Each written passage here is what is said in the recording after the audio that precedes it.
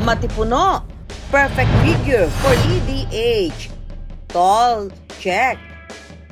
Dark, check. Handsome, check na check. Mapapayo ko lang sa inyo, mag-aral kayong mabuti. I'm sure dumaan na siya sa social media feeds nyo. May pa-food reviews at a day in a life updates.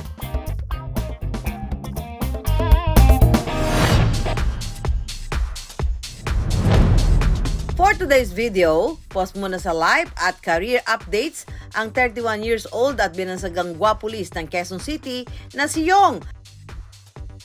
Dahil ang puntire natin ang silugan business niya. Nag-start po yung silog ko noong April 21 lamang po. Since na mahilig po akong kumain at yung mga tropa mahilig kumain, isip namin ng partner ko, ba't hindi kami mag-umpisa sa maliit na negosyo? Comfort food daw ni Yong ang silog, kaya pinus niyang umupa ng maliit na pwesto para simulan ang kanyang dream business. Dati ako nakatira sa sementeryo, ngayon pulis na ako, SWAT. Napaka-importante sa buhay ng tao na magpursige ka. Dahil po, dito mo mapapakita kung kaya mo bang abutin yung pangarap mo. Kahit may full-time na trabaho, importante raw para kay Yong na may extra siyang pagkakakitaan. Naisipan ko na magkaroon pa ng other source of income. Huwag akong magdepende sa sariling sahod ko lang. Dahil hindi natin alam na sa araw-araw na buhay natin, dumadagdag yung taon natin, dumadagdag din yung expenses natin. Bukod sa pagiging content creator ni Yong, kalidad at murang produkto raw ang dahilan kung bakit tinatangkilik sila. Napakalaki po nung tulong ng pagiging isang content creator ko. Kasi po, yung ibang mga followers ko, dito na ako inaabangan sa tindahan ko. Napaka-importante nung pangasang presyo. Galing ako sa hirap, galing ako sa wala. Alam ko kung paano mahirap gumastos ng pera. Kahit unti-unti nang pumapatok ang silog business ni Yong, on the go pa rin daw ang kanyang mga pakulo. Pag kumain kayo dito sa aming tindahan, maglagay kayo ng pangalan nyo at contact number, magpapalaro ako. Magaya nito, ng mga nakaraan, teddy bear, SWAT, mga damit, yung helmet. For today's video, post muna sa life at career updates ang 31 years old at binansagang gwapulis ng Quezon City na si Yong. Dahil ang puntire natin ang silugan business niya.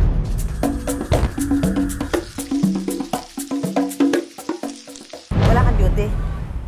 Outgoing duty po ako, ma'am. Kagabi po, nag-duty po. Di ba nahihirapan duty ka sa pagiging pulis, tapos eto pa, babantayan mo, kailangan hands-on ka, di ba? Opo, yes, ma'am. Hindi naman, ma'am, kasi yung mga kasama ko dito, nagtutulungan naman po kami. Pati yung misis ko, tinutulungan din po niya ako. Binabalansi ko lang po, ma'am. Ilan ang tao mo? 4 po yung tao ko dito, ma'am.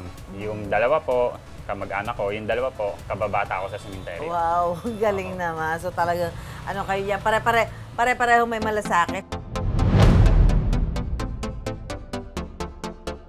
Okay, tuturuan tayo ni Yong gumawa ng kanilang special na tapa. Ano parte ng baka to? Laman po. Na may litid-litid, ma'am. Dahil konti lang yung tapa natin, ma'am, tansyahin lang natin yung lalagay nating bawang. Yun. Para nanunuot po talaga yung lasa ng bawang pag minarinate Okay, natin. tapos?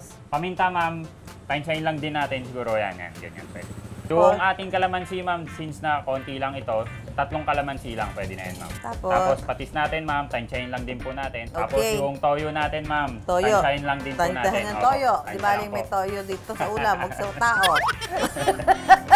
Tapos, suka. Yan lang po. Tapos, Halu-haluin natin, ma'am.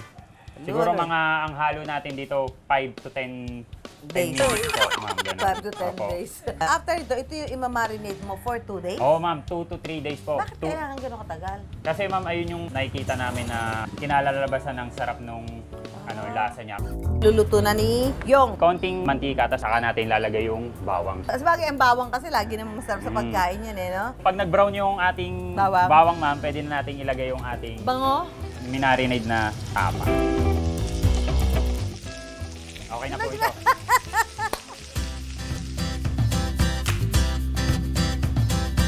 So, ito na po ang tapang asibam ni Yong. Titikman na ho natin. Suso natin sa suka. Tapos, partner natin sa sinangag.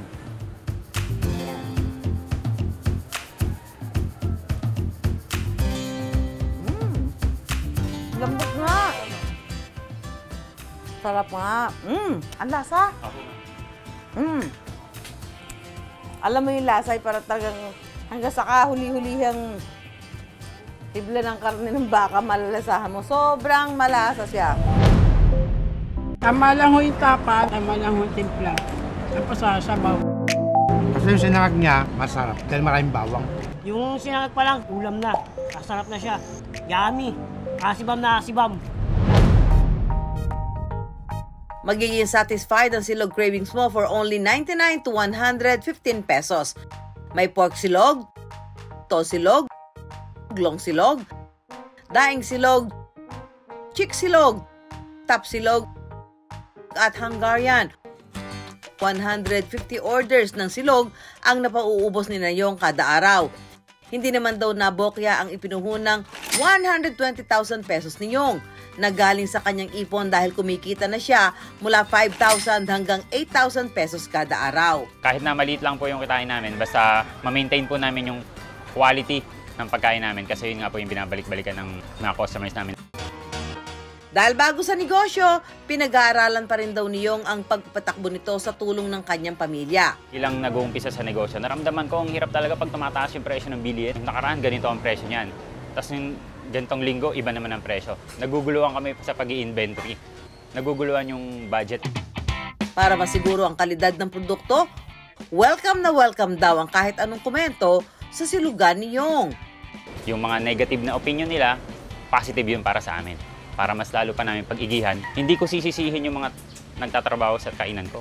Walang sisihan. Team nga tayo eh. Anong gagawin natin? Solusyon. Dahil nagsisimula pa lang sa negosyo, pinapaikot muna ni Yong ang kanilang kita. Talagang dasal, sipag, tiyaga.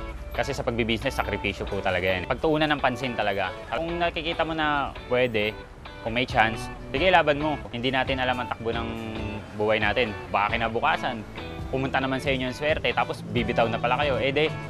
Go nyo na. Kahit may regular na trabaho at pinagkakakitaan, hindi rin imposible ang magpatakbo ng sariling business. Basta kaya maglaan ng oras at puso sa negosyo, di rin malayo ang pag-asenso.